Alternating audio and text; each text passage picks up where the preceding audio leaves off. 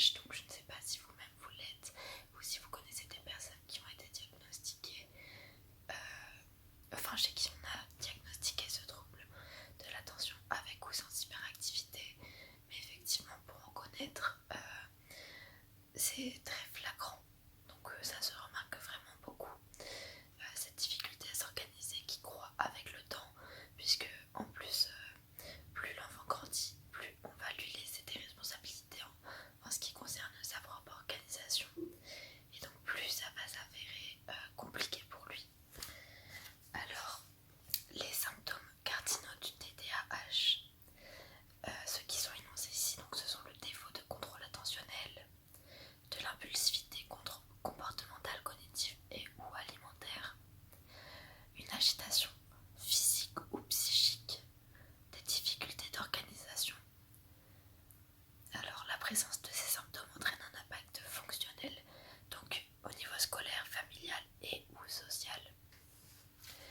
Les symptômes sont chroniques, c'est-à-dire qu'ils évoluent depuis au moins 6 mois. Donc on ne peut pas diagnostiquer un TDAH comme ça. Il faut un délai de au moins 6 mois pour pouvoir diagnostiquer la personne. Donc il faut que ces symptômes-là, ils durent dans le temps, sur une période du coup d'au moins 6 mois. Le TDAH est un trouble qui peut se présenter sous de nombreuses formes cliniques, parfois trompeuses. La variation symptomatique dépend de nombreux facteurs, dont les comorbidités associées et des facteurs de compensation.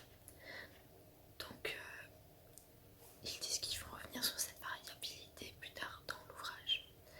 L'observation de familles où l'on repère plusieurs cas de plainte attentionnelle nous montre la variabilité des présentations cliniques et la présence de symptômes similaires chez d'autres membres n'ayant pas d'impact fonctionnel et donc pas de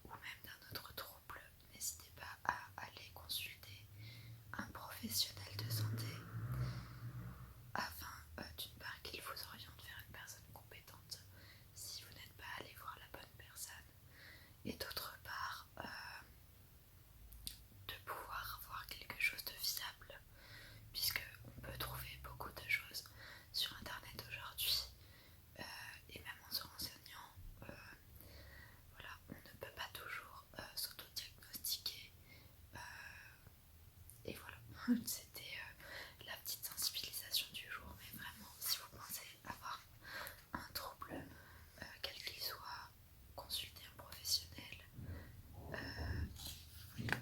Donc voilà, peut-être qu'un jour je referai une vidéo plus spécialisée pour la dépression, parce que c'est souvent également qu'on entend des gens s'autodiagnostiquer dépressifs, et pour le coup c'est une vraie maladie mentale, et si vous êtes dépressif, il faut faire poser un diagnostic par un professionnel pour pouvoir bénéficier de tous les accompagnements et vous sortir de cette mauvaise phase de votre vie. Donc c'est une maladie qui se soigne, mais pour cela il faut être accompagné. Alors, je vous lis encore une page, un paragraphe du TDAH pour finir cette vidéo. Donc, le TDAH, un problème de santé publique. Donc, c'est un encadré qui a été fait sur le TDAH et la société. Donc, le TDAH est un trouble qui touche environ 5% de la population générale, donc environ un enfant par classe. Un caractère familial frappant au niveau clinique est largement documenté, avec un risque 6 fois plus élevé pour les apparentés d'un jeune ayant un TDAH. C'est également un enjeu de santé publique par l'impact fonctionnel, social, familial et scolaire qu'il peut avoir. Il y a des risques liés à l'abus de substances, tabac ou drogue qui peuvent avoir un impact du coup sur ce trouble. Il y a en fait l'encadré, c'est très difficile d'en faire des phrases puisque ce sont vraiment des points qui sont fixés comme ça,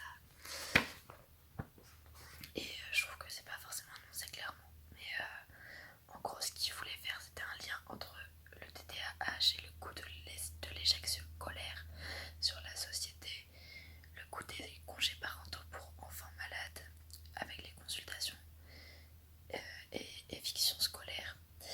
Et c'est un trouble qui peut être traité avec 80% de réponses positives, donc une amélioration de la qualité de vie, une diminution de l'impact et des risques pour la santé, comme les accidents, tabac, drogue et criminalité. Alors, je trouve que c'est encadré en fait, je ne l'avais pas encore lu et il n'est pas clair du tout. Je trouve, c'est mon avis, je ne sais pas si vous l'avez trouvé clair ou pas, peut-être que je l'ai aussi mal lu, mais je pense que ce qu'il souhaite dire là-dedans, c'est que on a peut-être un impact, on a peut-être un risque plus élevé d'être diagnostiqué avec un TDAH si l'on abuse de substances telles que les drogues, le tabac. Il ne parle pas de l'alcool, mais pour le coup, bon évidemment c'est quelque chose qui touche beaucoup moins les enfants, mais je pense que une consommation abusive d'alcool pourrait aussi avoir un impact sur l'attention. D'ailleurs c'est pas que je le pense, mais j'en suis sûre, je l'ai vu dans des études, etc. Je l'ai appris en cours en fait. Donc tout ça c'est des choses qui peuvent avoir un impact sur l'attention et donc peuvent être factrices d'un potentiel trouble de l'attention avec ou sans hyperactivité. D'ailleurs ce que je me rends compte c'est que je n'ai pas encore défini ça. Je ne sais pas si peut-être c'était clair ou pas dans la première explication, mais du coup le trouble de l'attention peut être accompagné parfois d'hyperactivité chez les enfants en particulier, mais ça n'est pas toujours le cas. Donc un enfant qui n'est pas hyperactif peut avoir un trouble de l'attention, mais souvent ce trouble de l'attention chez les enfants est accompagné d'hyperactivité, c'est-à-dire le fait d'avoir besoin d'être hyperstimulé souvent, d'être toujours agité, d'avoir besoin de bouger en permanence, etc. Voilà. Alors qu'est-ce que je voulais raconter encore? Donc je vais finir la page. Donc le trouble TDAH touche une large population d'enfants, adolescents et adultes de par le monde. Les études épidémiologiques estiment qu'il touche environ 5% des enfants en âge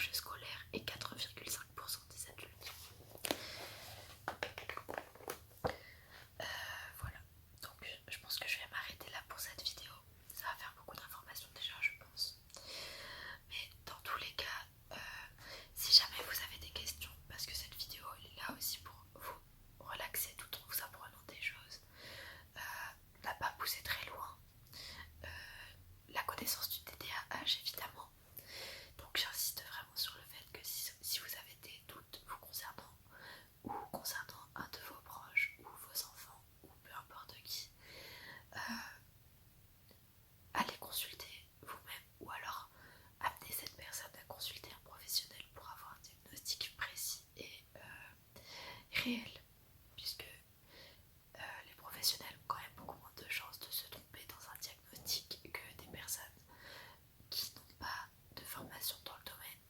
Ça paraît logique dit comme ça, mais on est souvent confronté en tant que, alors j'allais dire en tant que professionnel, moi je n'ai pas commencé à pratiquer, mais dans mes stages par exemple, à des gens qui pensent en savoir beaucoup sur un trouble. Et parfois c'est vrai, ils se sont beaucoup renseignés, mais ça ne fait pas d'eux des professionnels et ça ne fait pas d'eux des spécialistes du trouble.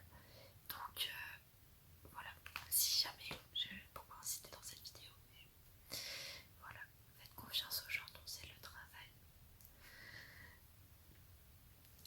N'hésitez pas si jamais vous avez des questions, si cette vidéo vous a intéressé.